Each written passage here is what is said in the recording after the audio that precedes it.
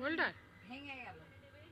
ও ওই ওপরেরটা পরে ওর দাদু বলল ওটা ভেঙে গেছে একটা। ওটা হচ্ছে কি ওর দাদু হচ্ছে গিয়ে ফেভিকুইক দিয়ে, ও ওটাই তো ফেভিকুইক দিয়ে ওর দাদু বললো না, সেবারে ভেঙে গেছিল লাগাতে গিয়ে। পরে তোর বাবা বলল যে আমি একটুখানি ফুটো করে এটারে ঠিক করে, ওটা বাবা ঠিক করে দেবে পরে।